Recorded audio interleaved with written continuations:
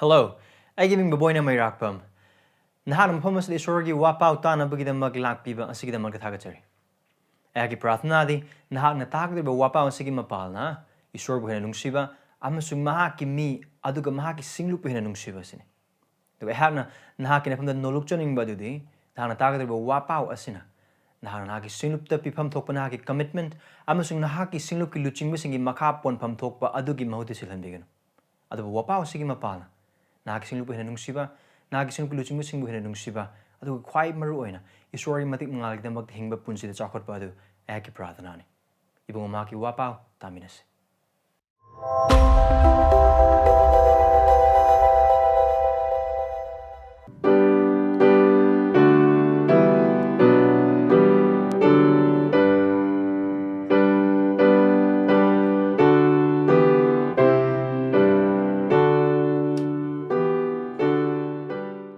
Mark Manipur pada kuntraga manga begini kuntraga mapan Mark chapter 1 verse 35 to 39. Adu ngasi ekoi text ni adu chanbi adu madam gi Bible adu hangdok piu. Now kari adu hangdok poi oiba taragadi adu thambiraga. Isaiah pada humpuma thoi pada ama digni taruk hangdok piu. Isaiah chapter 61 verses 1 to 6. Ibungo Jehovah gi thawai na ai gi thakta lei. Maram de Jehovah na aibu thau haibir. Lairba singda aphaba wapao sandoknaba thamoi karba singbu phanaba mahang aibu thabire lan pha singda ning tambagi pau phongdoknaba adugu phajin khraba singda kaisum sang hangdoknaba Jehovah gi ayaba chahi lauthoknaba aikhoi gi isorna laman khumbagi numit tengtha na oiba sing pummakpu themjin binaba siona tengtha na oiba singbu themjin binaba makhoida utki mahutta phajaba pinaba tengtha na oibagi damak harau bagi thau tuktharaba thawagi damak thagatpagi phizol pinaba dharma chenbagi uyung pambi sing kaunaba Jehovahna makhoibu thabani mahak masagi matik mangal chawhanaba aduga makhoina mamangai gi amangba mafam sing sengmakani makhoina hanagi mang tak laba mafam sing sengmakani aduga makhoina amangba sahar sing Simjingani, Miron kaya mang taktuna layraba. Lamlanba mi singna lepkani, amusung nakoigi haming yaw sangu sing sengani. Aduga miribak mata singna nakoigi sambod koiba mi angur pambi sing bami oigani. Adubu nakoibudi Jehovah ki purohit sing kaugani. Mi singna nakoibu isor aikoigi isor gi manai sing kaugani. Nakoina jati singi Maran matum chagani, Nakoi matik manganda, Nakoina, Makoi matik manganda, Nakoi na chok tok jagani. Dugang singing pum, Mark Pandubama, but the contraga mangadagina, contraga mapan. Ayuk yam na ngalingay, mamlingay matamda, Mahakna, how good laga, chatok lami. Amusung achikpa mapam amada chatok laga, haizerami. Simon, amasung mahakaloina basingna Jesugi matung ilami makoina mahakpu phanglabada mangonda haizrami mi pumna magna nahakpu thiri maduda mahakna makhoida haike aina pau sandoknaba aikhoina anakpa sahar sing ju chatse maram masigidamak ai lakpani mahakna galilgi mafam pumna makta makoi sinagok singda pau sandoklami amasung but singbu tanthoklami masi sorry wahaini isorgi matingis prahatos Ipaisor, naki pangal kuding makalona, naki tengbang loi naki thawai sengbak amasung tengbang loi kuding mak singadugulona aikoi gi marakte yaw habise nanai ayang thazai maramsina mi kupung jas laikona naki wahai tajana ba amasung nainajana ba laksa matamda naki mateng nizari progi aikoi thamoi nung debona thabuk subiu Aikoida Pugning Cham Pinabu Aikoida Korang Bapinabu Adunaki Waisu Kangsanaba Musung Chumna Bhab Taznabu the Magda Mateng Pangbi Christo would be Aikoya Swarmasing makes in Kangan be I can putting Hongoba Pap sing Kangan be Aikoibu Semdok be Chum Tok be Adu Christic Sectamda on Tok be Probably more matam sa nakin from the Katsinjari. Manung Madi Mapalum the Lakadova, Ayat Pokudimux in the can be. Naki Wahai sings Naki, Wapaos Naki, Wahai Matungina, Loiba Power, Naki, Aning Badu, Chumasing the Tazaba Power, Bunhan Chingbi. Bishop Christian in his evening. Amen. I couldn't mark some other than Rekmatam, they couldn't just Christa, Sikanano Marks, Shorty Machanupan, have the Quinum, Young Minacre, Umina Creduga. I couldn't Makatan, I don't young Mamang and Mazing Power, I couldn't young Crabble, couldn't mixing it. Jesu Christa gi, Magi, Matik, Adu Matangani. Malmaki Sebooks in Komatamda, Butching Tantokomatamda, Adu Bitaki Manimbook, Anaba Pahanba, Masung, Haribanumi, Adu Magda, Anab Masing Mayam, Adu Puchangba, Mayam, Adu Tantokuna. Pahan bagi mapana mahaki matik mangal tu utle. Adu ngasigi jaga pada kuntraga manga dagina pandu amagi pada kuntra manga dagina kuntraga mapan pau basida. Mark na record term liba jaga asida. Thaja bai khoi da adu matamdu lem thadab sing khangan ning base hiram khuding mak sing anaba pahan basing oigera buching tam thokpa oigera hiram khuding mak sing Jesu Christ na tauba oiba targasu Mahak na taibang panda lakpagi maram, mapa isor na mangon pibirakraba thaudang, aduga mahak na mapa isorgi makapon hingida punsi adugi matang na chamam na ba amata laitana mahaki punsi adu chumnam sum seng ni hing have the mais na khut. Aduga ikona paminakraba kuntra pada kuntraga manga dagina kuntraga mapan phawus da ikoina umina gadawuse isam sam haiba oiba taragadi ikoina chap pandu amagi pada kungama thoidagina kuntraga mari phawada Sabbath ki numita Jesu Khristana anaba sing mayam panba buchang basing tanthokpo khudimok sing da koina uba phangre kind of like Jesu Christagi nongmagi routine se kamaina tawge haina haibadi matang ne uba phangre ma karamaina thabak sil karam thabak sing da magi punsi sing matam le hain haibadi adu ngasi portion asidi harba achin ma thabak mayam adu haudrungi mamangda Khristana kari tawe Khristana maki numit adu karmaina hawe haina haiba adugi magi chahi kuntra humdoi makhai kare hen hingme punsi adugi tangkak amane khoi utlibase mahang nungti mi khumagi taw thabak amane aduna haiba jaga asidagi aikona khangmina gado wasing asig numit aikona uminaba phangado Jesu Christ gi priority aduga magi potlum adugi matang ne Jesu Christ na mana khwagi lum lo base karino aduga magi thamoi da khwagi mana potlum pu base karino aduga agi prathana de aikona wapao se tabagi mapana Jesu Christ na khwagi lumna loba pot adu aikhoina su lumna loba adug magi thamoina khwagi lumna puki potlum adu aikhoi thaja boy khwa aikhoina su potlumoina lumna pu agi prathana na ngasigi mafam mark no ma pada kuntraga manga dagina kuntraga mapan phau basida aikhoina yengmina ki badu Jesu Christana karam hana ma ki numit hobage amasung magi sebok sing Simon aduga Andrea Jacob makhoi the loina amasung Jacob amasung John makhoi glona karam hain Jesu Christana discourse tawe hai hiram khudi musung da koina loy phau u phang adu Jesu Christana amram hai bo bitar Capernaum thadok tuna Galil gi ton ton pham chula kana thawol to bo koina u phang adu hai ba jaga se koina khangmin bi ba acho war adu de asini there's one main thing one main idea or one big idea Christana mangliba singda aphaba wapao sandoknaba sargadagi lakpani Christ came from heaven to preach the good news to the lost. Christagi potlumga aduga Christana lumna lo hiram ani siga. Hai adugi Maria dusu. Akon kuntraga manga dagina kuntraga mapun phau pa yeng minara kumatam da uba phangan. Adun verse 35 da yeng bichan bidana. Ayu yamna ngalingai mamlingai matam da mahak na hogot laga chathoklami amasung achikpa mafam amada chathoklaga haisirami.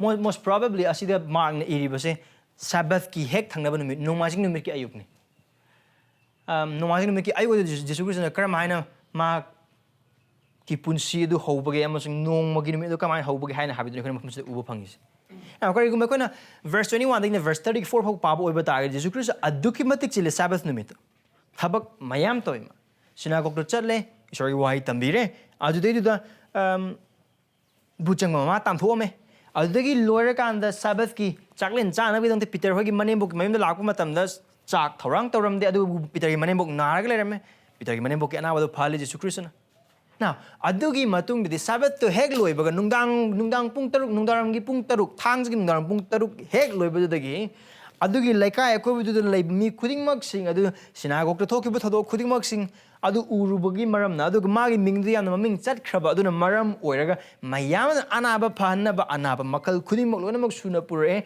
adu ga bhuchang basing mayam ma tan thoy now aduki matik thabak waramani Jesus Christ. Adu being on verse 35, adu thang na ba Jesus Christ na kai yam nang ngaling ida meaning mamling ida mafam sa man hogolaga chathoglam kai to na ba gidama prathana to na ba gidama ai hoi Christ Jesus asi mak prathana gi mini adu mak na prathana to ba gi maram de yan ham de mak ki mapaga matam den adu magi khwadi apamani aduna maram oiragani mahakna kanamata sokhandaba kanamata mangon yelodaba mafam amad chala kana mahna prathana tawagi mar ani prathana hai bisakrino ishwarga wari sanabani adu haib the Christian tawi karama matam ma mana tawi ayuk yam nangalingi matam Yesu Christ ongang thabak aduki mati gwai aduna ngasigi numitati khara pothage khara thengna hagor ke aduga ai ate tawbasing tawbi abasing ai tawge adu Yesu Christ punsi kai uba phangde magi chinba magi awaba khuding mak sing aduna mahang magi mapaga wari sanaba matam ayatpa ma ohende kari gidam nok tuna dudo maramdi mahagna magi mapang adu kimeting nungsi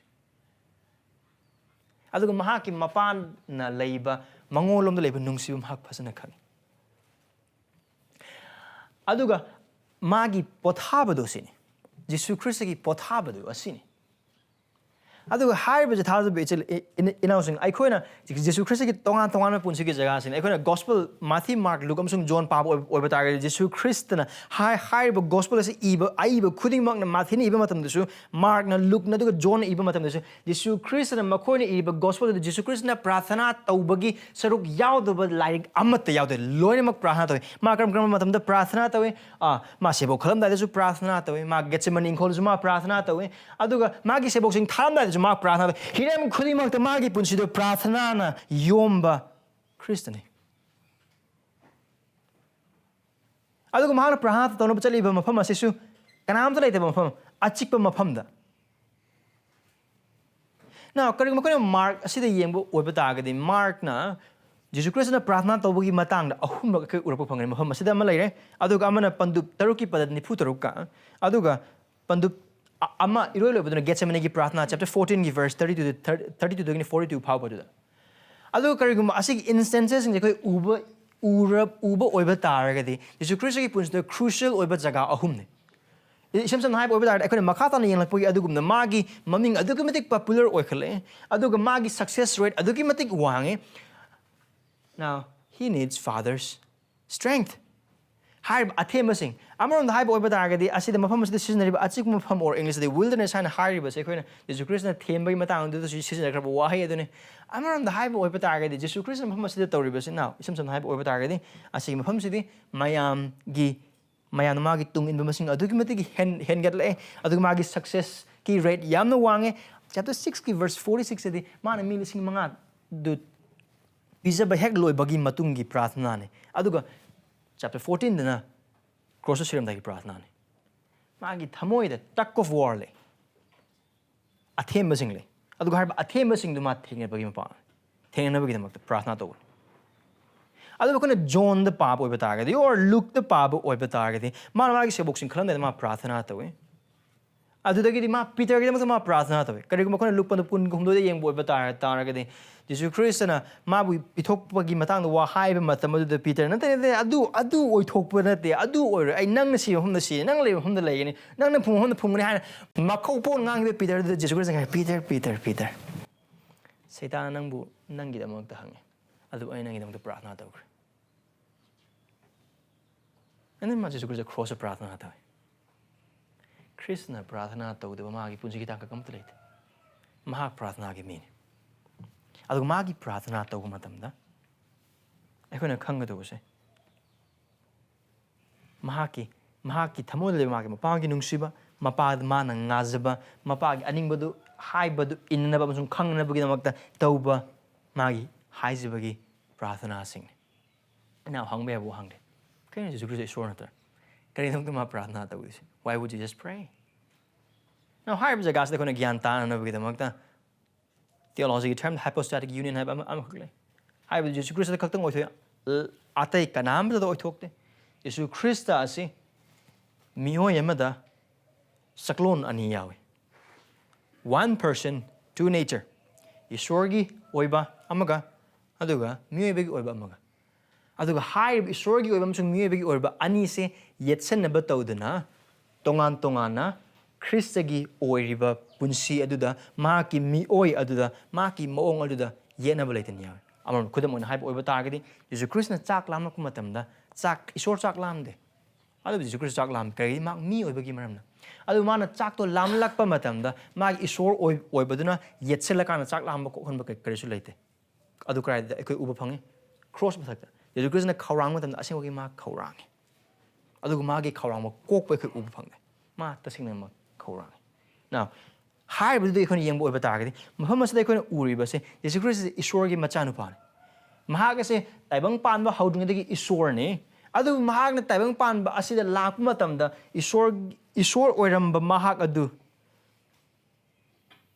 mahak mi sore Jesus Christ is truly God and truly man and in his incarnation he became what he was not and that is man ma mi sunate mauna sadong pande adu mana mi oina sailakpa dagi ma isor su oi aduga mi su oi mi gi sadong su pale mangonda aduna mafam asida tawriba prathana khudimoksin Jesus Christ adu mahak mi oibagi maramne mahak mi oiba oina oibagi maramna adu isorgi machanu pa oibana maram oiraga maki mathaudo kaino tayong pan basida man sahi kuntraum do kar hina lebaduda magi mapagi aning matawda magi mathaune adu hiram khudimok sing adu gi damakta mahak thawai samgi pangal mathau tai Khristana to khruba thawgol khudingmak thabak khudingmak thawai asenggi pangal da mapagi aningbagi makhada adu mapai sorgi pangal da ngaktene Jesus Khristana to gi thabak khudingmak sing do magi thokuma to gi amatanate jon do kone papa oiba targadi ai na ngangning badu ai haide adu ai ngon da ai gi ipana khangan birba sing do ai hak na hai adu mana kare ai ge chapoto karino ai ge chapoto ti ai bu tharakpa ai gi ipa gi aningba tawdu ai gi achapone so adu na kon urja Jesus Christ du ma sorgi macha nu pa amo oina du mi emo na taibang pan da lakpu matam da ma to thaba khuding mok sin ma gi aningba apa ma gi pangal amma tanate adu ma pa isor da ngazabagi ma pana ma pa isor da yengjabagi ma pana ma pa isor da tajabagi ma pana thawai aseng bagi pangal da thawai aseng bagi matengal lona ma na thaba khuding mok sing tawbani adu krai uba phangi khoina magi baptism da Jesus was anointed by the Holy Spirit in his baptism adu har bhiram khudimok sin Jesus Christ ki punsi da achum bane aduna mahak aseng magi haba oiba tar mahak isor ne mahak loksingi mateng amata mathau ta de adu bu mahak na prathna toriba har bhiram asegi matang da su getsemane prathna tobu matam adu sebo khan magi prathna tobu hiram khudingmak singda mapa isor mateng mathau tai thawa sing mateng mahak mathau tai adu mahak mayek sengna khangi achuma magi sor achuma miyobani adu mahakna haiba tabang ban mahaki leiba punsi aduda punsi mate khara aduda mahaki mapagi aningba tawdu mahaki apamba adu mahaki mapagi aningma masung apamba mahaki mahakna haijebagi mapal khaktana mahak khambungame aduna mahakna prathna tawribase he just talked to his father karma makagi prathna taw han haiba mafam sada hai adu most likely he must have told something about yesterday's event Prabhu nangi thawjalna ai sinagok ta nangi wahai sing tamban hangna phanganami ipa nahaki panglen buching tam to aduga nahaki pangla nahaki thawjalna ai anaba sing phal hiram khudimak sin ma Jesus mapa isor ga wari sanaram ngani ai khona khanga do wadi Jesus Christ isor gi macha nupa moina mapa isor pham da chang kana prathna tori sale bijil inasing nangam sung ai da mak Jesus Christ na ai khoida maik sing takpir ma pattern makhal mani Khristana prathna tawna ba chang matam da mahak macha nupa ama oina mahak na chang libada alu mapa gi aning makhang na bida mapa da gi pangal ni jana na bida makta khudama oina hai boy bada getsemane gi prathna da amuk los now as de ko amuk khona wapao tamir kan adu yodring asi matang na ai ko yeng Christ gi aning bodu korino ma gi aning bodu ma siba pamde Marandi Mahak Karigamo Adu Pamdrido. Marandi Mahaki Mapagi Marta Lane Nungsiba Loma neither Matam the Lenar Nungsiba Musung Chana but Kudding Maxing Mikup Ama Power Mahak laptop Pamde. Aduga Karigum Mahana Pap or a poi batarga, Aduga also orga the ribbon, Mark Papki Irapone Papki Atomangi or a price in Mahagase, Aduga Harka the River Yawn in Mahak. Adu Batarga is already a saying but Hermes and Mamsung Ochumbo is or Marana, Mahaka Sofam in a beer. Now Adu Pamde. Adu maka my prana. I getting monotona. I getting baby. Magi, anning with the kind of Magi Mapag from the high. Adu Magi, anning with the Mapag, anning with the Mag Manghal. High but the Sukrusaki Pratnagi Hiram sing. Adumana Pratna to Bumatamda. Mahagamaki, Mapagi, anning with the Kanganabakatan Nate, Tanabakatanate, the Tossam Pangal is never cutting Nate, Adubu. Magna Pratna Tori, but the Mahaki Mapa is sorry, anning but the Kang never cut at the Butan never get a Makison. Other conclusion that Mahaki, anning Mamusung upon the Maki Mapagi, Mapa is sorry from the Maki Punsi Madang, the Wiring San never get a Makton. Tata Bisil in housing, I couldn't hang one was in the Karamana to Khristana Pap, Amata Todana, Dharmas and Maybe Punsi Hinkno, Karamana to Khristana, Satan to mighty people Gamkrino. One answer, he prayed and he seeks help from his father. Magi Mapa is from the Haizabagim Sunizabagi Mapana, Mapagi, Animum Tawashami Pangal Aduda, Mahag Hingbagi Mermane.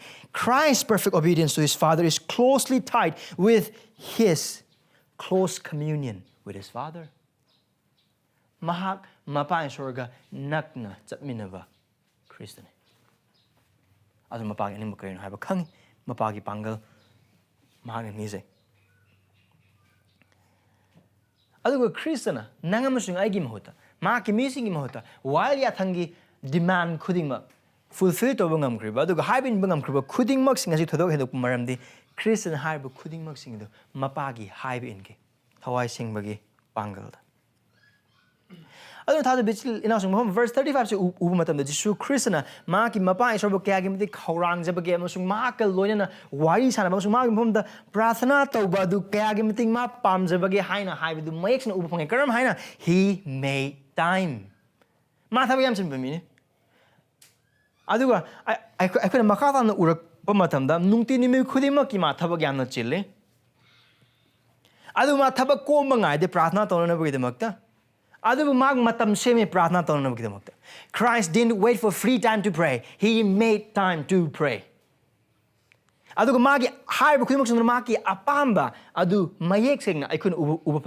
is one thing to know the importance of prayer, and it is another thing to make time and pray.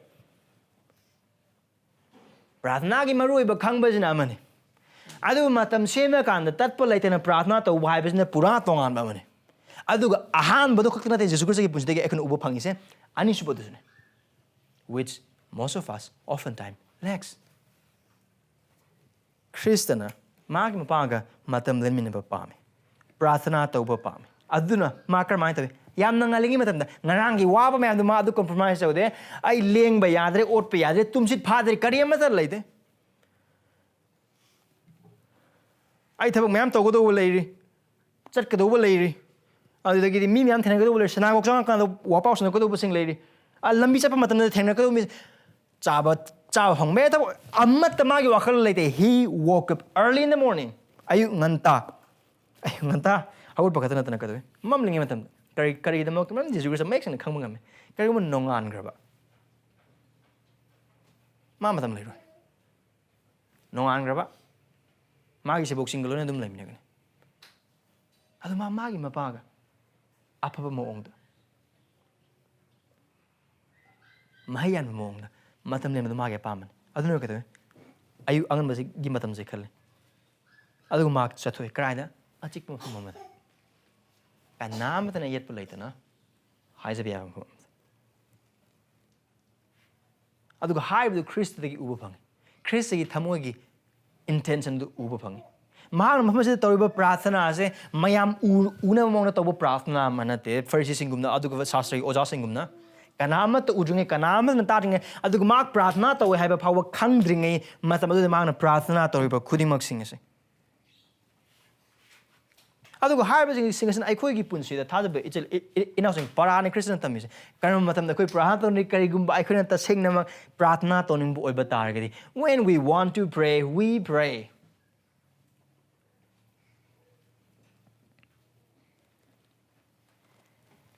ꯑꯅ ꯏꯃꯨꯡꯗ ꯈꯨꯗꯝ ꯑꯃ ꯑꯣꯏꯅ ꯍꯥꯏꯕ ꯑꯣꯏꯗ ꯏꯃꯨꯡꯗ ꯑꯋꯥ ꯂꯥꯛꯄ ꯃꯇꯝꯗ ꯑꯣꯔꯁꯦ ꯑꯅꯥꯕ ꯑꯃ ꯂꯥꯛꯄ ꯃꯇꯝꯗ ꯑꯉꯥꯡ ꯅꯥꯔꯛꯄ ꯃꯇꯝꯗ ꯋꯥꯈꯜ ꯋꯥꯗꯕꯗꯤ ꯅꯠꯇꯦ but we should make time to pray ꯄꯔꯤꯈꯥ ꯆꯠꯂꯝꯗꯥꯏ ꯃꯇꯝꯗ one way or other we make time to pray ꯄ꯭ꯔꯥꯔꯊꯅꯥ ꯇꯧꯅꯕꯒꯤꯗꯃꯛ ꯊꯕꯛ ꯑꯗꯨꯝ ꯁꯤꯜꯂꯦ ꯑꯩꯈꯣꯏ ꯃꯇꯝ ꯑꯗꯨꯝ ꯁꯤꯜꯂꯦ see it's always priority not lack of time matam leithabagi amata nate matam semdabagi maramnani aduga aikoina lumna lodabagi maramnani Christigi mato lodabagi maramnani prarthana gi punsida aikoina prarthana tawba ngamdabagi maramne maramne aikoi ayamba aduga haibu khudi musin thadabe jil inausing I graduate orba amanate I sune I haibu I su yawe nakhoi glona I sune Maramdi karigumba aikoina priority people oiba targadi haiba sine sometime I also miss to imitate Christ in this life of prayer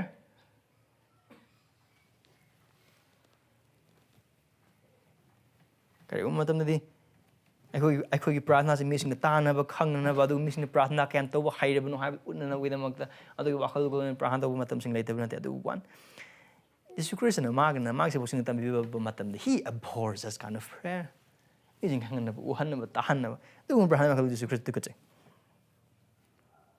Iyo Christian tawribase mafam asida kanam ta hugutringai da mamminge matamda compromise amada tawdana alchikpam phom ma chathoe No, Muhammad says never why couldn't mosing say I couldn't moon yang boy but I Jesus Christ get tamo liba mana magi mapai soga wise haning bamusung prarthana tawning ba magi aning ba khang ba magi aning ba taning ba du mangon dagi pangal ni ni khudi ma sing the mics and khang ba ngame maram isam hai oi ba target he could have prayed silently se boxing adu to min re Muhammad da isam hai oi ba target most probably ma Peter gi manem bok men mo koi to min ram ba so most probably ma Muhammad pham ma ka to min ma prarthana to me kanam ta disturb to ahing du da but he went out He wanted to speak to his father. How do you know? Chris, I heard that I'm to one gave them. Oh, no, oh, my, is nothing. My isora mo or nothing man of prarthana of ma a singing mug, a wave mug, mean. He has reasonable body, reasonable soul like you and I. Namungamasung I don't know what Hawaii, when was Haksang, ma mewave mug, a singing mug mewave.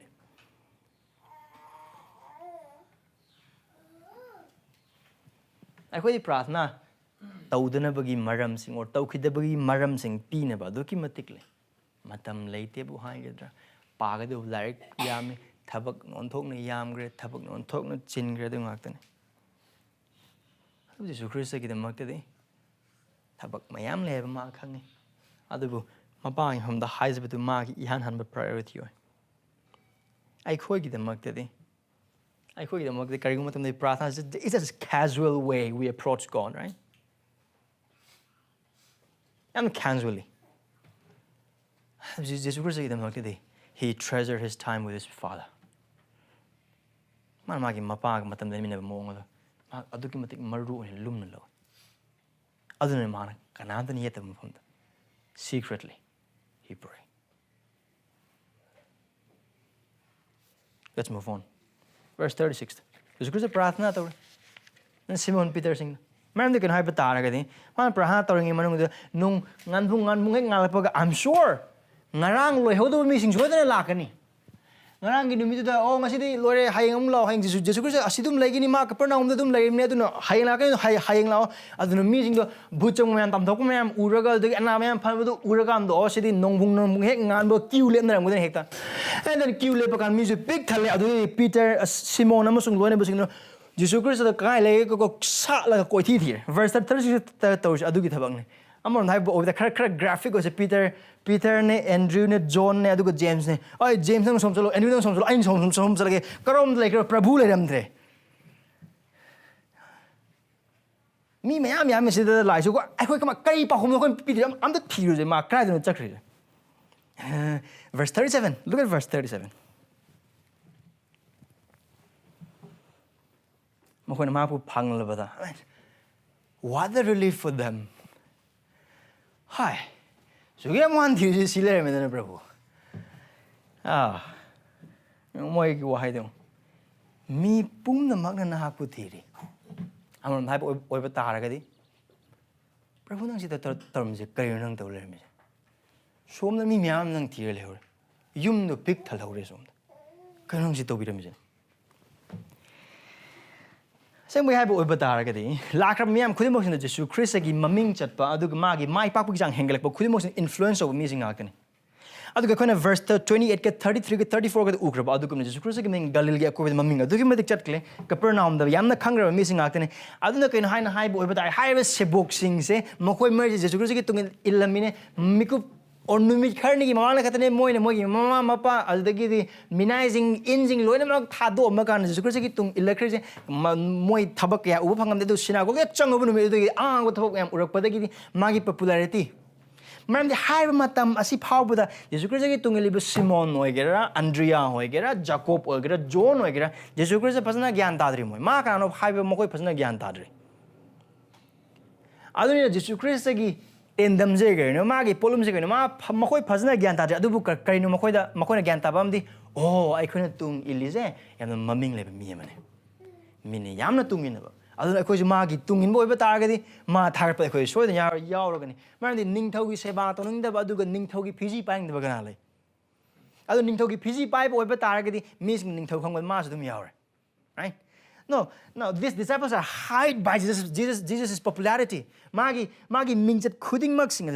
I don't know, kind of high over the high was se boxing, I see from the quiet maru, but quiet lumba the kind I coin tung illiber Jesus de maming chatle, Abdu, I coin magi tung illiber sing, I don't know, asigi program say it must go on. His popularity must go on. Magi ming chatli ba magi angak po tayo talk mayam say this is one main idea for us to follow him.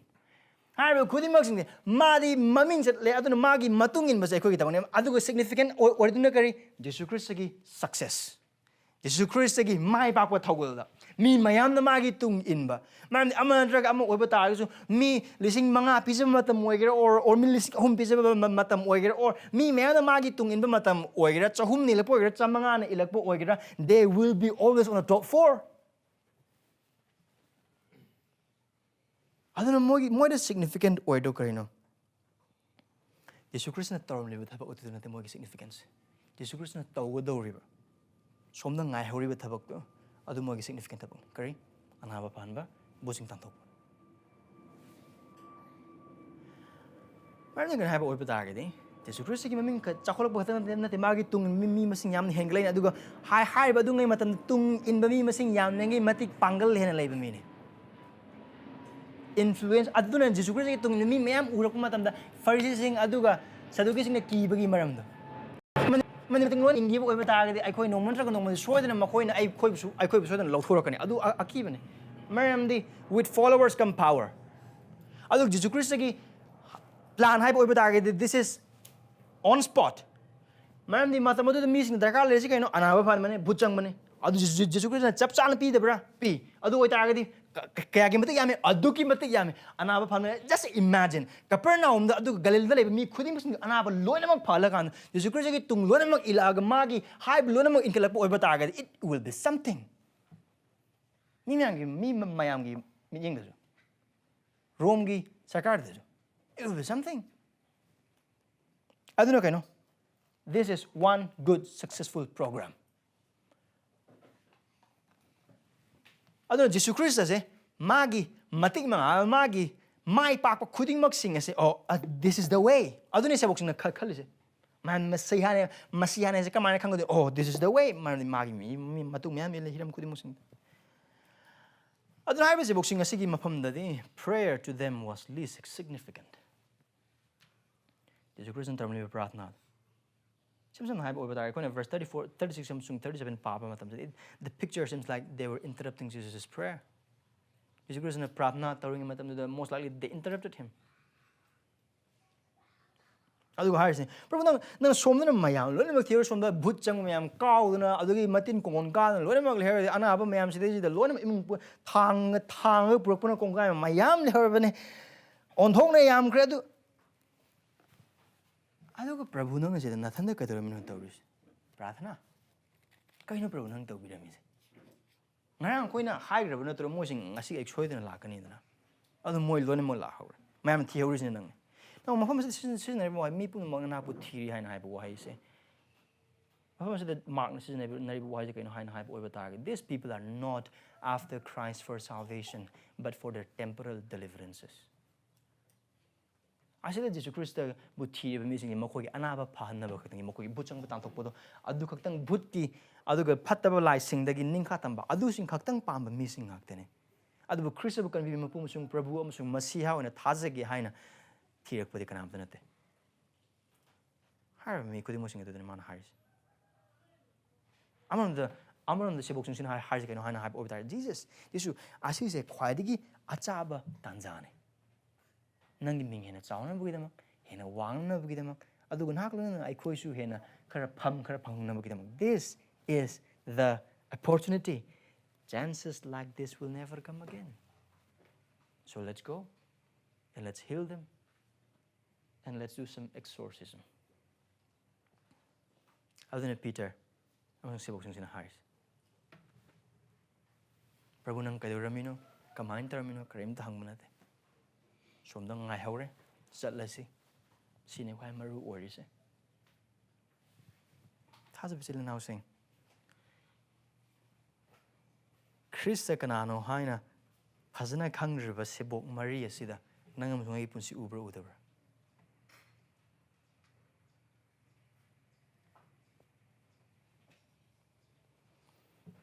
ꯅꯪ ꯑꯃꯁꯨꯡ ꯑꯩꯅ ꯄ꯭ꯔꯥꯊꯅꯥꯗꯣ ꯇꯧꯔꯁꯨ ꯌꯥꯕ ꯑꯃꯁꯨꯡ ꯇꯧꯗ꯭ꯔꯁꯨ ꯌꯥꯕ ꯑꯃꯒꯨꯝꯅ ꯈꯟꯈꯤꯕ ꯃꯇꯥꯡꯁꯤꯡ ꯑꯗꯨꯒꯤꯗꯃꯛꯇ ꯋꯥꯈꯜ ꯈꯟꯕꯤꯌꯨ ꯍꯥꯏꯔꯤꯕ ꯃꯇꯝꯁꯤꯡꯗ ꯊꯕꯛ ꯈꯔ ꯆꯤꯟꯕ ꯑꯣꯏꯕ ꯇꯥꯔꯒꯗꯤ ꯑꯗꯨꯒꯤ ꯅꯨꯃꯤꯠꯇꯨꯃꯗꯤ it's sure we don't pray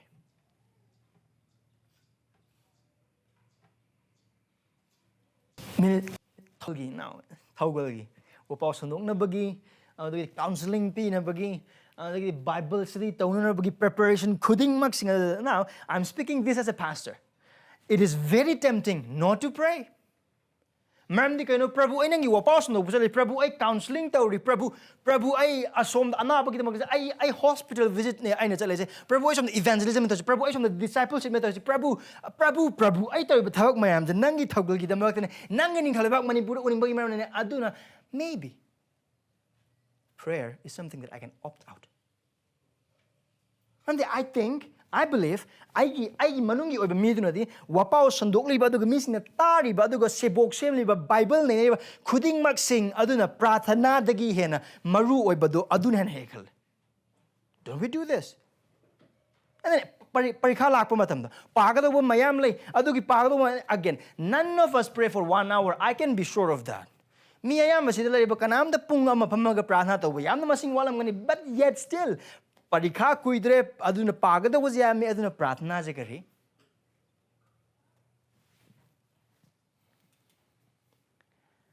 ꯑꯩꯈꯣꯏꯅ ꯇꯣꯉꯥꯟꯕ ꯍꯤꯔꯝꯁꯤꯡꯗ ꯄ꯭ꯔꯥꯊꯅꯥꯁꯦ ꯂꯥꯏꯅ ꯂꯧꯊꯣꯛꯏ we treated prayer as less significant often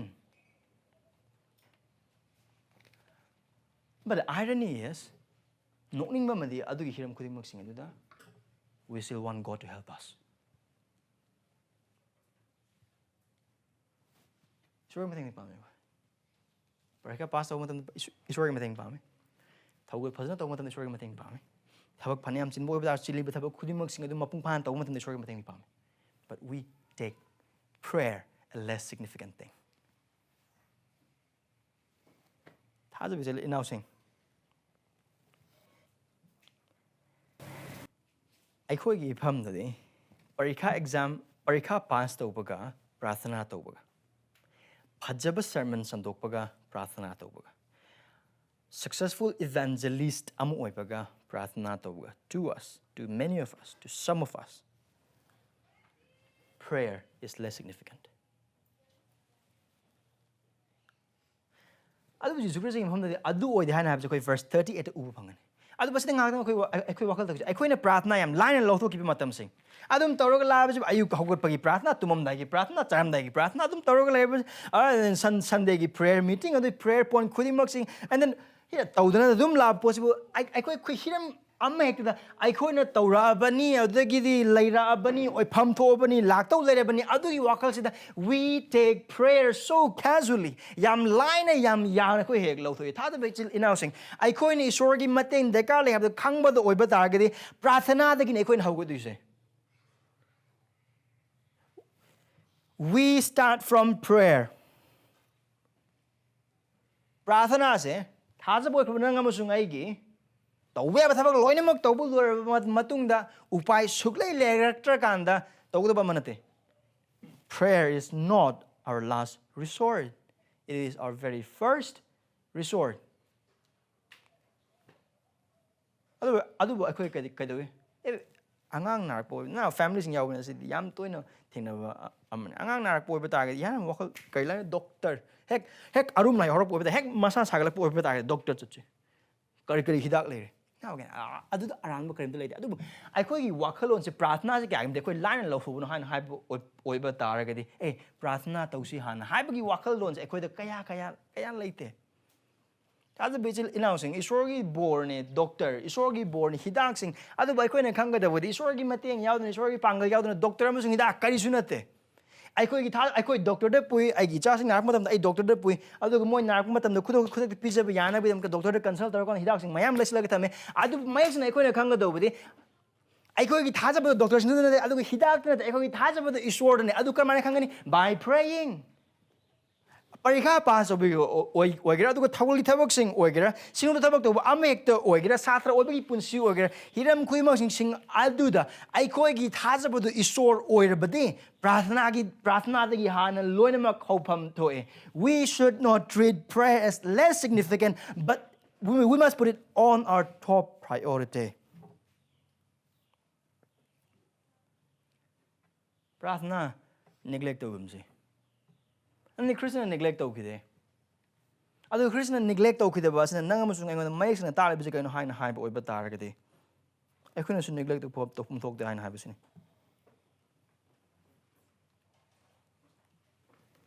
aduga akhuna se to bi kare ke to tabak yam silak po oi ba tar ga di ko na to ba yar ba hiram amugum na ko he khale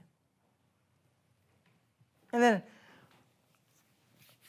parikha ama or competitive examination ama thagdo bo oiba taragadi prasna di dum leiben hingmen dum tors dum yag do thabang ani parikha ji amuk tang lak pani duna si han hona hoduna prasna loraka dum tawru ai tawju dum tawru jadi adu wakal no adu mane ko sin nagdo bonate if our faith is in Christ and God Jesus Christ ai widen thing se ai yaduna na khona kar to bangamde you can do nothing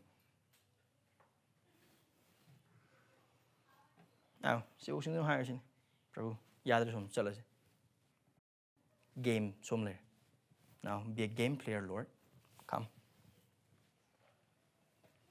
verse 38 the mar mo khoi hai ke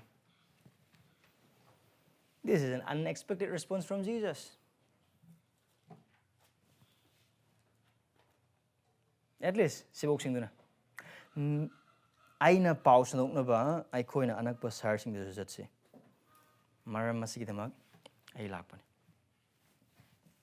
nang ai ba opya de Peter hoina haisne prabhu ana mem le hore bujung mem le hore chatlasi phalu si tamthu si alu ga mingjam tang wang thanglam si adu Jesus Christ pa hunle kaino nate oiroi tokse adu toroi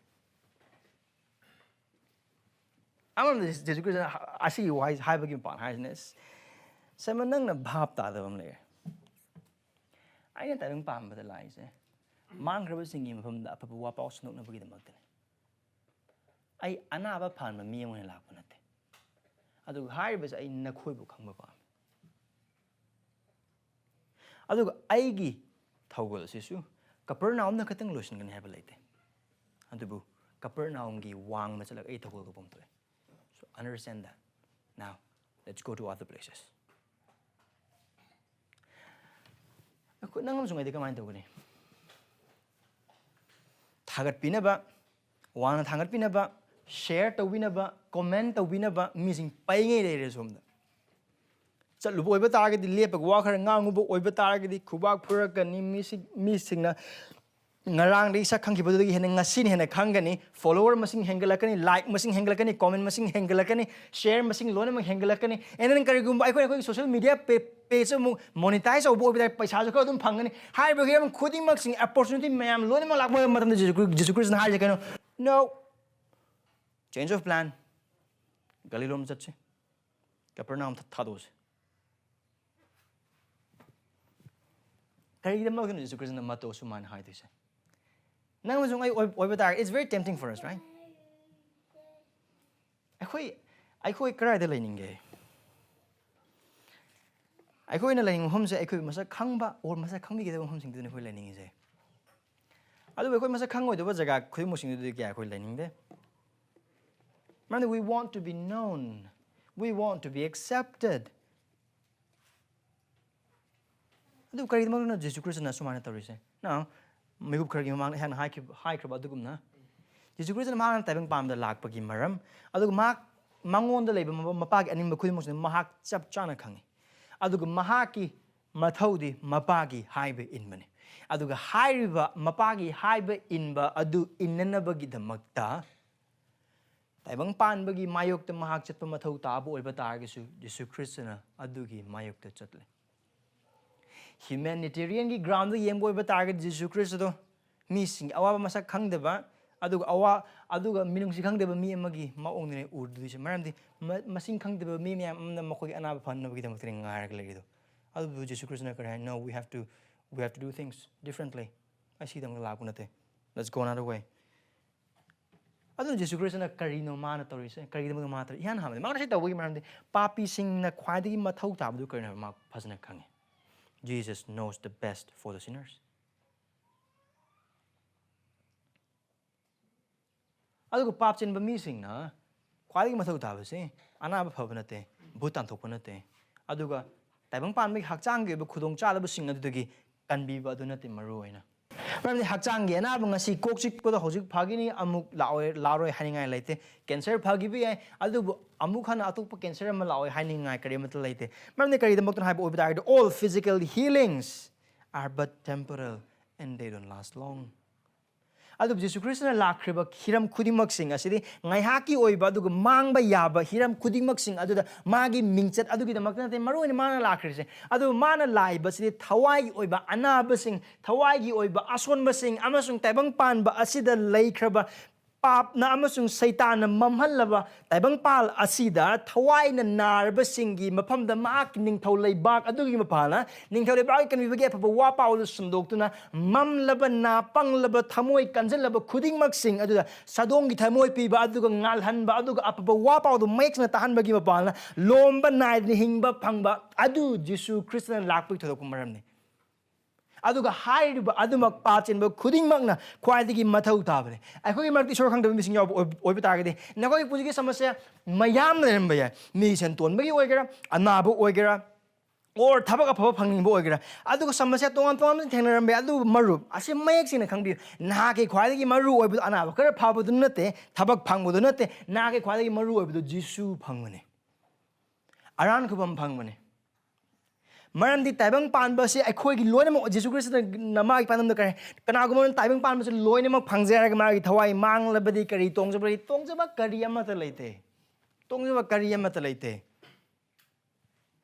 aina pamba nupi aina pamba yum aina pamba pari samban aina pamba kar paisa thabak loina mak phange call letter su lae luhong ba gi date su lepe yum sana ba gi foundation ju hore adu lotion ba paisa loina mak su godre se paire ga le bank account pai ngai leire adu ga haiba khudi mak su leire ba tan de si boy ba ta ga di kana gi hoyo ni Jesus knows that Jesus Christ adu khang adu ga se akhoi na su khang to पाप चिन्ह मन ख्वादी मथौ ताबसे हकचांग नाब फवनते तब थवागी नाब फवने अरान को अदो Christian जो खंग बिजे कनो हाबे तारगदि तायं पामन मथौ तारसे अप बवा पाउसे सोशल वर्क नते Jesus Christ time pam lakhiba ma social worker amon lakhiba nate. He came as a son of God and a savior of his people. Pap sin basing ma gi mi sing bu makoi pap te kanbina ba ishori machanu pa mon time pam ma lakhibin. Harba Jesus Christ gi wakal di yamna mayek senge adu gi matung in ma gi punsu. Oh adu hang kari dam ko mana anaba pa liba anduga butsang basing tam to si kari dam ko no asi basing hingal si oh. Adu Jesus Christ na utli do. Mahak na nurse na tayong pamadala matamda. Mahak ki mission like do ba ning thole ba ko do ogi do punsi adugi machit khara utbane. Mahak na ning thawe na pan ba matamda mahak ki mission gi punsi da kari ogini han habedo takbane. Adu da potharaga leina banate. Anaba pan gadori besing Bhutan to kadori besing adu ugoi mipum khudimuk ubagi pan phajai madi matik mangana thalle matik karam ba matik adu changak narag leina bana Jesus Christ ki aim do anaba pharbasing anaba phabagi mapana Christ bu thirak na bagi dama adu asiba de hingalaba khudimuk sing amasung uruba khudimuk sing aduna ma ki matik adu yang jar kanda mahak bu thirak na bagi dama adu gi mapana ran kom phangna bagi dama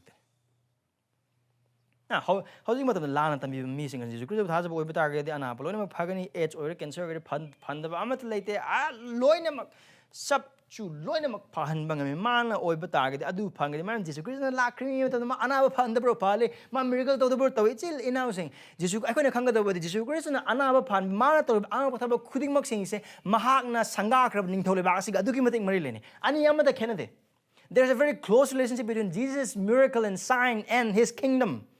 When I have animal ado, I know I have over target. High was the monitor, but Masama could be marketing to the back and no one no Mapung Pan Ugo with him sing acting. I do Urago over Mahau the tongue and Bagima Pana, I sing main dish to Sana of the Manacoris. Isn't have over targeting how you can restaurant time appetizer people give upon a main dish to the personal line of Gidamoktane. Appetizer to the lotion of Gidamoktane. As he makes in a bata matoda, Jesus Christ na taukiba, anaba pankiba, couldn't make sing, ado, me sing mamit no I have a matana adu, ning tau lay back, lakle, aduna, tabang panbas de cargumana coin, butchang masing tantokba uraba, anaba sing panburba, as he was in Hingamba uraba, adu napang masing na tar, but the conte was in the salaba, ning tau lay back, lakle, hyber, na coin a kamo, aduni Christian Harris. Adu hyper the one is Isaiah 61. I couldn't palm in a crib. Manga lack, but here I'm couldn't motion the high pandam adugi the market. I don't know to Christian Harris can hide hyper or but target. Here I'm couldn't motion or man now come to me. I want the lao, Ning Tole Bagado, Ashida later. I want the Tazo. I do never get the market. Mickey Kumagi the market. Mickey Kumagi the market. I don't know Jesus Christ and high aphaba power say marketing to the backer minus same gonna not by popularity and success, worldly success, but by suffering. His suffering. Jesus Christ and ma proposing in tossing into when you have a mapana tamlaba money, I do high with mapana pig of a tabang panbagi or acceptance of pig of amanate. Man mahang tabang pambers the marketing totally back with ning katam na adu my panas harkadori say popularity and nothing. Adu mahang no one no the magi missing in among the cross with the sea whom you should be hinget pa. Adu gimapalne, Chris Nadu yam mayek in the kang. Adu high bapau say the pernaum the katanatana, Galil the good Judah from Kurimakta, Adu high bapau, then pan from Kurimak and Magi Paman. Adu high basim is Christian to Ubapang. Magi say walking no kalaman ama, Adu mana kalaman ama, Marndi, Mahaki, Kaliba, Chris and a Kalibo, Kurimak into Maki, Mapan the Guinea, Kramanakangi, Mark Brass not all over the Mary. Verse 39. High with the mark the Aduk Manaka, Mang Galgi Mapam Pum the Makta, Makoi Synagogue singda, Pausanoglami, Amasung Butching Bu, Tantoglami. High sing, Jesus Christ. My height, let's go. Sadly, Capernaum, Galilda, Aduk Magna, wapao Sunday. Ang Patabusing. Synagogue sing the cellar. Higher warriors they could. Carino. I want to logo this. Carino, hoy mark na kanganing good yam na mayek senge. Jesus Christa adu haizabagi. Haizabami. Adu maki haizabagi punsido ay koy na tampam to. Aduga. Adu katong na mark na utli ba se. Aphaba wapao asi Christagi polumne. Aphaba wapao sandok ba si Christagi polumne. Adu hai ba wapao si mang ba tabasing tayong pan pum kudi magtayaw ba si magi aning man. By way of application, here is the first application. Haizabada Christagi matolo singwe. Imitate Christ in prayer. Tadu pisil now sing. Asigi wang se hang na koi na pam thang se. Na agi punsi ki jagada prathana krai dale bage. Na agi punsi ki mafam da atna gi mafam krai dale bage. Ahan bra. Akon bra. Tarusu ya bra. Tarusu ya bra.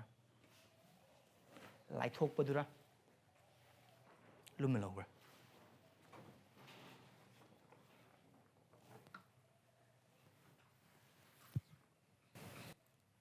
Punsi ki decision malipam daida.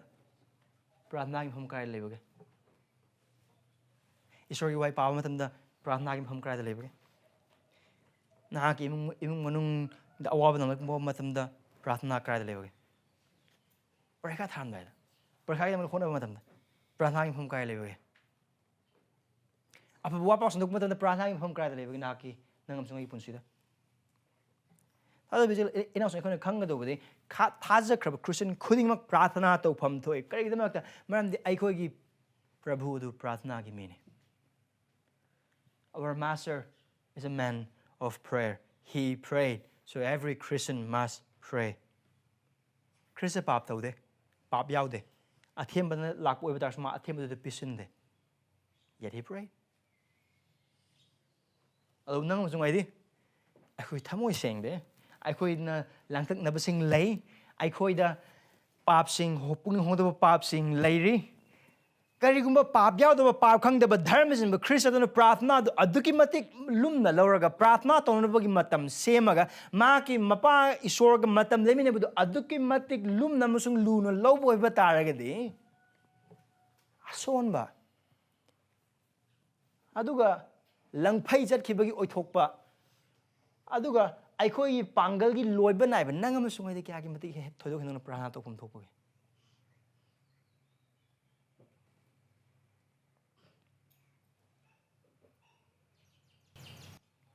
Thaja bichil inausing nangam sung aigi thaja bagi chang ase aikhoi ki pangal da aikhoi gi lausing da thabak kayam taurakan da thabak kayam mai pakre aduduna aikhoi gi thaja bagi chang on ga do nate no adu mayam gi chang ne adu taibang pamana on ba khal ne mi ma pangal kan ba krai bu kawe mi ma kare hani pangal kan ba krai bu kawe o mateng amat lauduna magi pangal da magi lausni hiram khudima tawang mi adu pangal leiba mi kawe mai pak mi kawe but that's completely different thaja bagi punch de isor gi ning thole bak jisu christ gi ning thole bak ase thaja bada khwai di wang budu kanano thaja bada khwai di chahok di do kanano masa gi ason ba phajana khanga ga masa gi mapung pha da mayek sena khanga kan da niku pungja khuding gi chara khuding gi adu ga second khuding gi isor da ngajaba mi du the one who depends upon God the most has stronger faith.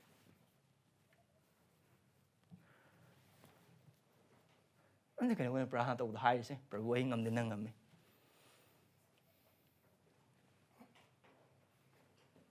ngasai ni nang sungai prana pun se wakal kan se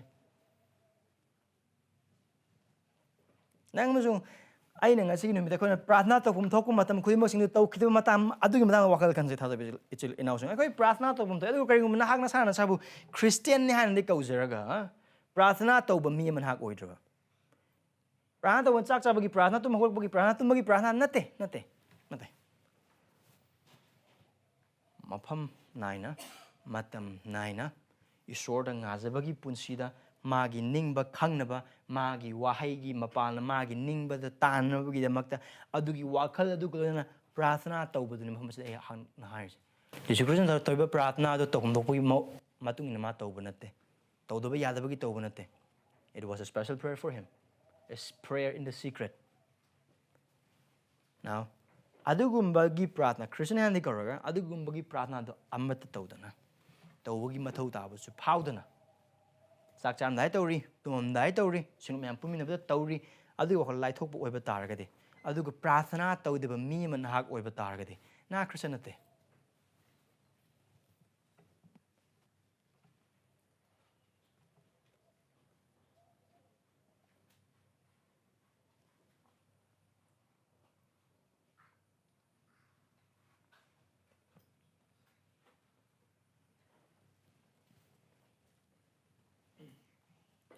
Mapa Leraga, Kaudo Machakanale.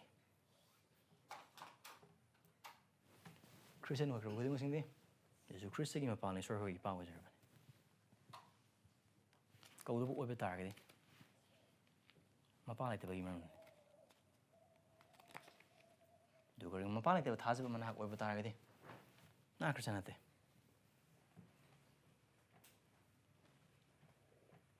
Ishore the Naki, a swarm of Ducano, Kungs of Galuna, Mongo and Naz the boy with target. Sanging with husband.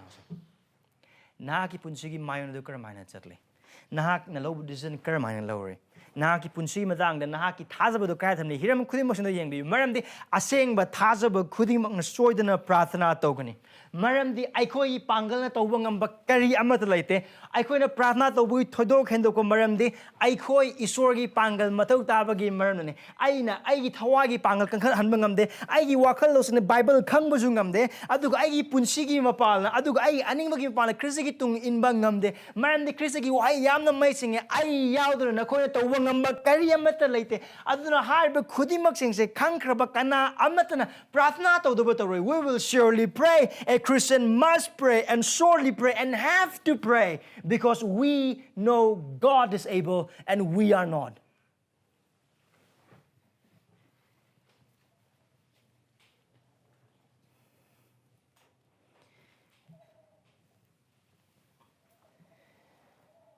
And to pray about everything. Tell to Jesus everything. Krista Gimapa, Krista, Ipai sword, Krista.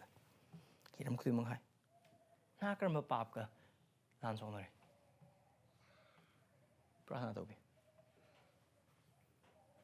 Kari Wakal and Hag, Sang Mayak Naraga, Langton Nariva. Prahanatobi. Now, who live Punsi Jagado cried the lady when Hakang Bangam the Prahanatobi. Naki Punsi now talk about tabaxing, aphaba tabaxing, other the Magis Sucrus at the Pautum. Ipasur Chanzo. Naki Wakali Potlumsing, Naki Polungi, Awabasing, Naki Samon Kulimosing, Naki Tungi Punsi Kari or Eko Punsi Tungi. I know Kang Bakaria Matangam, the Toning Matabak Mayama, the Lambe and Arch Punsi, or the claim the Kang the Bagam, Langtak Nabatarang, Nabas Kudimosing Lebe, do with Haza Bitil announcing Prathana, the Wii, Chris, the Wari Sabiu, Isor the Wang, Nangbi, Magi, Ning Batabiu. Kariguma Nagi Tamo, issuing from the Ipa and how counting the buggy, Papa Moibi, or issuing by Sumpa Pada and Maram Oiraga, Adu Taza was in Pumi, the Lama Labanam or kind of Tamo, Kaugang, Punkang, Kanga Labamatam Sing Obi, Nakoi Topo talked about having the do I Punsida, I get Pratnagi Punsia, I eat away Punkang Kangamatam Sing Adu Maklay. Akang Matamo, the Tosalams and Minung Sigam of the Christa Pubi, Mahana Soid in a certain beginning. Nagi Tosalams and Minung. Tadavizili now sing. I could get the Magda Prathna to Viriba Christa, I could get the Mag Sibira Hinkaba Christa, Asigima Pan, I coin Ipagima from the Prathna to Viatsabas upon the Kanang Wapao Sandoknaba Hybagum Prathna as a in a labir of Tazaba Singi Kudong Chabaman. Prayer is a blood bought privilege. Nang joining a second meter sargadagi ipa adu da ikon ipa and ko bangam ni bese Khristagi idu ki mapalani adu mahak ki mafam da changjana bugi damakta matam leite mafam ne changba matam da changba yai changning ba mafam da gi changba yai Khristagi mingda aduna aikoi gi ipa sorgi mafam da aikoi na haiba yadaba hangba yadaba nizaba yadaba kari amata leite Aikoi na pusan ba yadaba pap amata leite aikoi gi sorgi mafam da aikoi na pusan ba yadaba ason ba amata leite sorgi mafam da loina magpusul awa polum puri ba khuding magsing aingon na sangjara o habisi Khristagi barton ni pray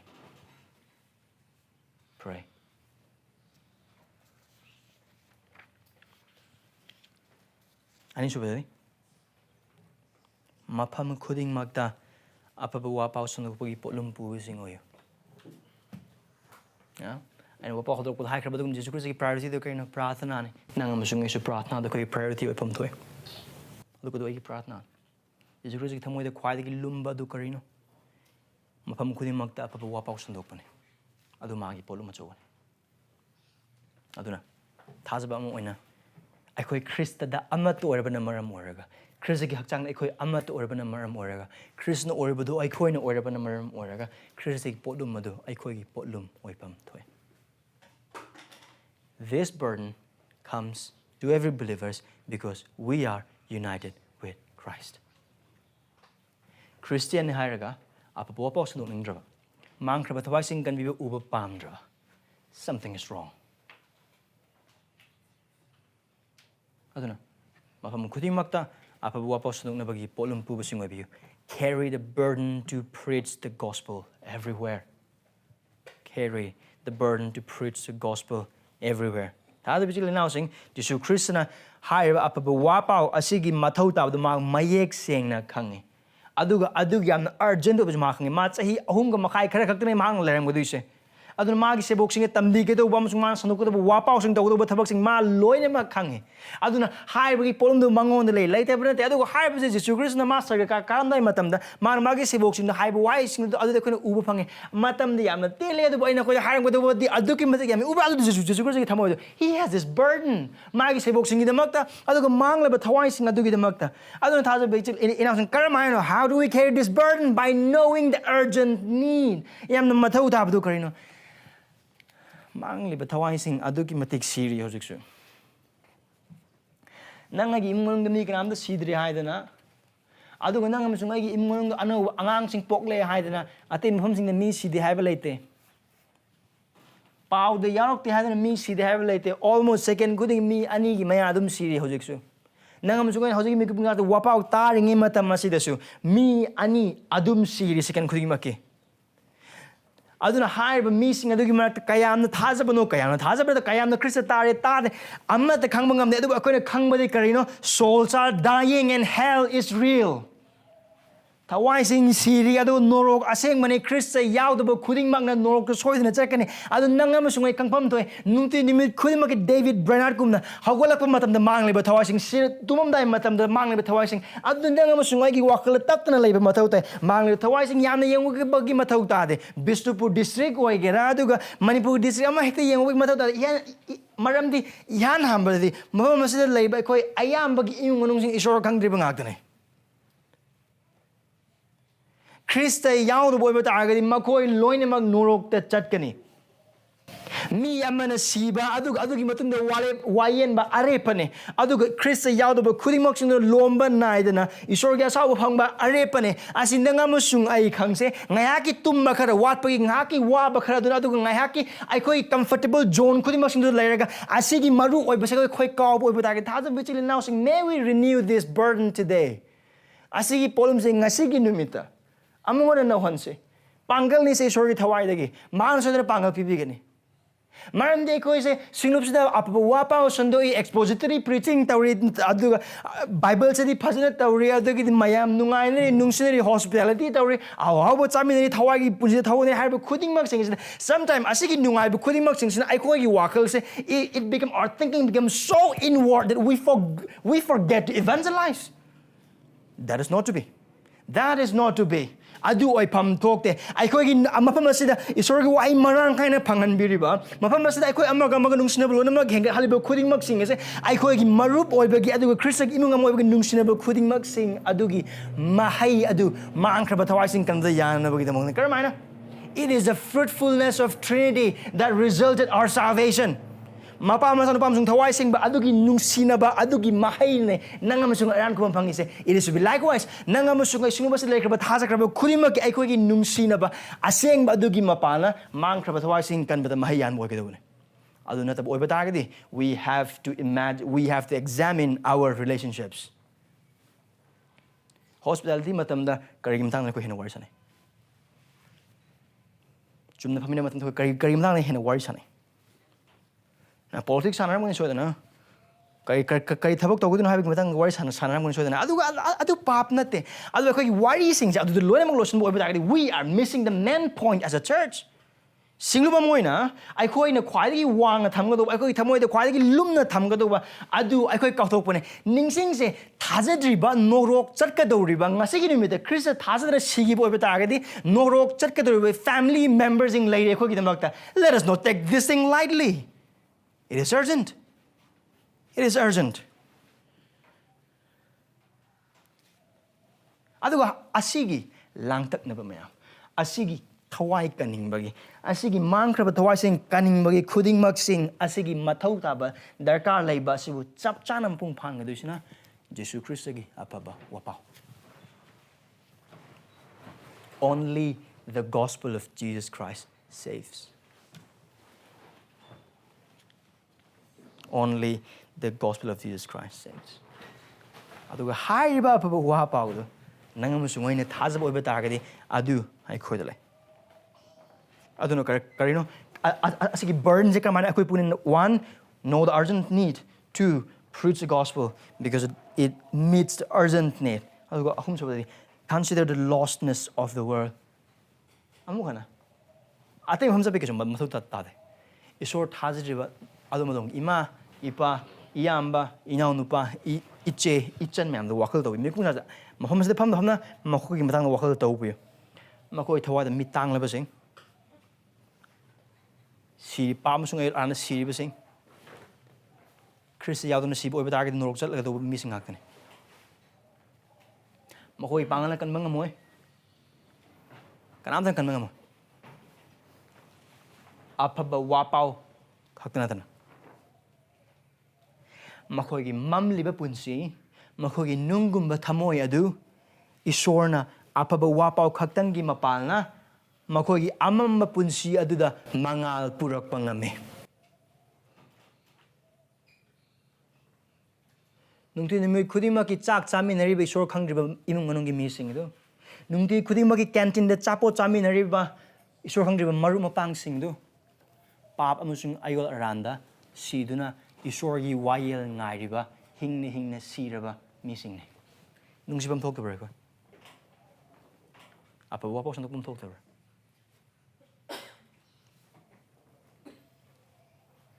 adu haiba thabak asida aikhoigi singlup khaktang chakhol aga loire aikhoigi imung katang Christian oraga loire audagi ai adugi wakhal adu khwai selfish oibam ya oijo thak tam adugi wakhal na I coin a sandoknaba wapao se I could hazard immunum I nungsiraba imaipa I nungsiraba maru I could singlup tagi horaga mangudi magda I could singlup chakola glory I could singlup me yamaglory I could singlup the kaktang me yamtinsilaglory adugi prana no we not only pray for the fruitfulness in number 4 our church but also we pray for the fruitfulness of every other church in the city. Kari ma koi prarthana ja ai khoi gi singlup ai gi imung ai gi maru khatang khan boy ta ga de adu tha de bichile inaw sing Jesu Christ gi polum nate Jesu Christ gi polum do Capernaum khatang nate Jesu Christ gi polum do Galil ne Judea ne do time par pham khudi bang ne adu nang ma song polum pham to aduga and here's hope for us a good news for us nang ma song khang le ba wapao sa kare no akoi pap sin ma sing ne isor na mag mate mag dam sembi khebe ne pap yaw na adu pap ta tare isor asem dharma sen mamsung achum bo maram lai khoi maga lemina biadra pap ke tong mani sibani adu phangba du pap sen khuing ma ki phangpam thokpane adu bu isor na mage nung sibada mage amak ngar ma chanu pau thabi re dharma sen ma ki punsi ma hinge adu mage missing pap ki damak ma hak sire humi suba nu miti hingale saga da ka kre mo hon mage missing bu law la kani adu isor na pam se hai ba Krista asi da pap te puing hono tha sa ba khuing mak sing adu isor ning tholi bak te yaw goni kan bi phangani an go phangani that's the news right asigi wapao se nang amasung aingon leire yamna son na haiba oigera wangang ba haitai na haiba oigera know that the gospel we have and believe is God's power unto salvation for whomsoever that believed nang amasung ni thadre ba wapao se mangkhra thawai singbu thaja khra ba khuing makbu kanbi ba isorgi pangal ai wangang bhai te na te wangang bhai bhai te bra evangelism gi matang de wahang se na apha wapao khangbra adu haiba ngamra. Aphaba wapao khangraba haiba ngamdraba, examine your faith. Adu aphaba wapao khangaba amasung haiba ngamaba, say it. Pangal do kuhai de nate, adu message adu dene. Kan biba ngame, ishorna. Adu gi aphaba wapao sinabagi mapanga. Mamde ko khanga do karino, Jesus Christ gi ning thau leiba ka se. Aphaba wapao sandokpa khaktangi mapangla sagat kani. Aduga haiba thabak adu yawn nabagi damakta nang amasung ebu kobi bine Jesus Christ. Amasung ishorna. Aduga adugi mapang. Ngasing ibta nang amasung Christian hana leibis. Adu bisil na sing. Thabak torba sing, satra sing, university leiba sing, office karba sing. Yung ni mama sing. College satra oiba sing. Ako'y Christian ne. Ako'y thabak le. Duk harba thabak adu Jesus Khristana. Mahaki otlum aduga mahaki mahak maru na lobodong ngasing nang amasung aigi mitmang na thambibagi mapanga hariba adumak aikoigi mitmang na thambapang otlum oina aduga maru oina amona koigi magda Kristabu thasriba marupsing yare nahak na tari madu Jesus Kristan lakriba se aphaba wapao sandoknabagi damaktane mahak aphaba wapao sandoki adu sandoki ba katana de mahak siraga humni suba numita hingetki mangonda thajarakpa khudingmak sing adubu kanbinabagi damakta Christian hojik kaure papay bun honor lawan kaya manahan ng sige damakpo na kanbi mapu sung prabhu o na thazboy batargade kanbi gani ado hari badu na ke khwadi ki mathau tabane do thazab sil na usay haizaba se ai khoigi ihan hanba maru o na thamba hirama mo bidu prayer must be our priority and gospel preaching must be our burden. Aphaba wapao bu sandokpa haibase aikogi polum oigedogani. Aduga haiba sing amna nabidamag. Isorgi thawai lei aikogi nungda. Thabak akan basubibagi mapan. Kayam kan ba pangal galuna Kristu asibadagi hingat hankibagi pangal aduguluna nang amasung aigi nungda ngasi thabak suduna lei. Aduna mahaki pangal aduda nilse. Haizaba amasung aphaba wapao sandokpa haiba ani asi aikogi mitmangda aikogi wakhal aikogi thamoida aikogi tumba hogolakpa matamda aduga ithanda leiba matamda aduga tumamdai matam hiram khudimoksinda khwadi nakna thambinaba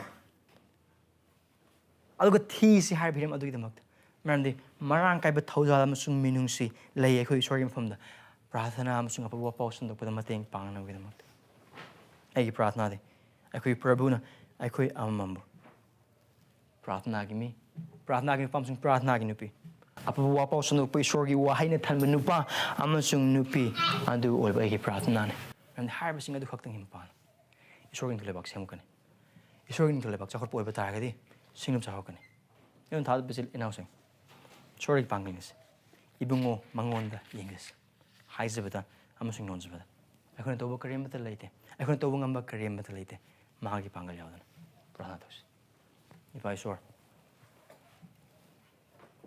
Chris idang tagat matamam sorry yek na bo idun lem la ko punsi asi da Khristana sa hilising ni mang lak biduna ing thaba sandokpi mahaki mapana ko bukan bi aduga hoji ai khoi da mahaki ing thaba gi pau si puduna koi thasri ba imai pa marup mapang iche iyam basing amasung inaw sing sandoknaba Kaya leka ita khungang singda. Nana ko thami mafam singda. Wapao sandoknaba damakta nana ko kobi. Prabhu ko pangal pinabi. Haisab yawdana ko tawba ngam karimda leite. Aduga nagi pangal yawdana ko wapao sandokpa ngam gadapagi itiksu leite. Prabhu ko bu prathana gi mising. Amasung nahaki wahai amasung aphaba wapao sandokpa aduba polumona pu mising obi ko mateng pangbi. Ko masing sige mapana. Naking thole baklaksano sargadagi ning mato bodugumna taibang parma doisuna amni ning thole bak pangal khudingma loma naidana nakin Jesus Christ ing ni jeri